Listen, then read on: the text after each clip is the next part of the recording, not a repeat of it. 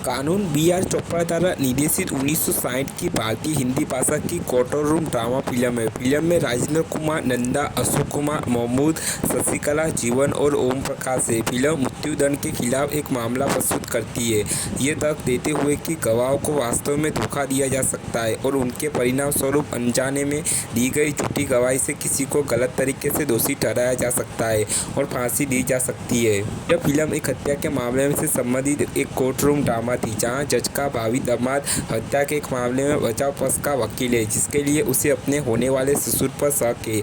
यह फिल्म दूसरी किताहीन हिंदी टॉकीज थी। पहली फिल्म नौजवान थी, जो 1937 में बनी थी। फिल्म में महान संगीत निर्देशक सलील चौधरी के वाद्य संगीत के साथ एक अभिनव इंडो वेस्टर्न बैले प्रदर्शन पेश किया गया है।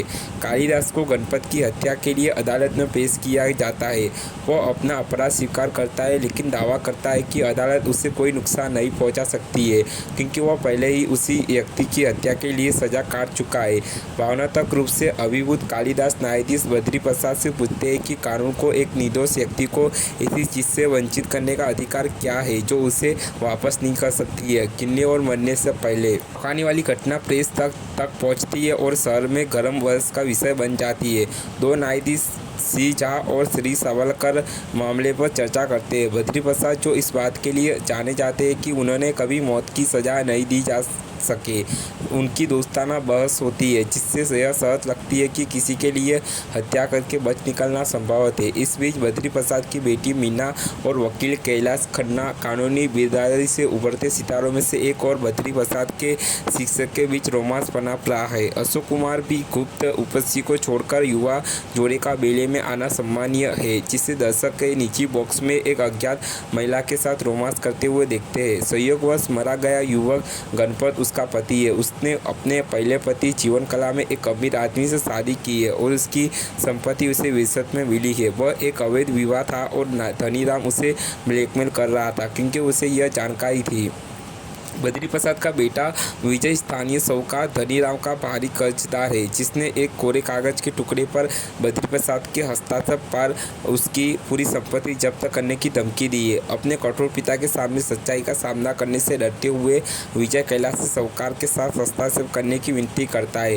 पारंपरिक अनिश्चित के बावजूद वाला ऐसा करने के लिए सहमत है। कैलाश साहूकार से बात करने के लिए उसके घर पहुंचता है। बद्री प्रसाद के हमशक्ल के आने से उनका आदान प्रदान बाधित हो जाता है। कैलाश धनीराम के साथ नहीं दिखना चाहता है, इसलिए वह बगल के कमरे में छिप जाता है और धनीराम को निर्देश देता है कि वह न्यायाधीश को यह ना बताए कि वह आया है। धनीराम पहले से ही खुले दरवाजे से अप्रत्याशित मेहमान का स्वागत करता है। कैलाश अंदर के कमरे से भयभीत होकर देखता है, क्योंकि एक अनिर्धारित अग्रदूत उसके मेजबानों को चाकू मारकर हत्या कर देता है। क्या करना है यह समझ में नहीं आने पर कैलाश चला जाता है। दुर्भाग्य से एक छोटा चोर कालिया, जो चोरी के इरादे से आता है, को अपराध स्थल पर पकड़ लिया जाता है और बद्री प्रसाद की अदालत में पेश किया जाता है। उस सब इंस्पेक्टर दास और हवलदार राम सिंह द्वारा पकड़ा हुआ दिखाया गया है। कालिया के हाथ पूरी तरह खून से भीगे हुए हैं। एक और अपने गुरु और भावी ससुर के प्रति अपनी वफादारी और दूसरी ओर एक निर्दोष व्यक्ति को बचाने के अपने नैतिक कर्तव्यों के बीच उलझा हुआ है। कैलाश आरोपी को बचाव करने का संकल्प करता है, जबकि साथ ही उसे सामने लाने से भी बचता है। जनता के सामने दर्दनाक सच्चाई। उसके बाद एक अत्यावधिक अंत के साथ एक दिलचस्प मनोवैज्ञानिक थ्रिलर सामने आती है।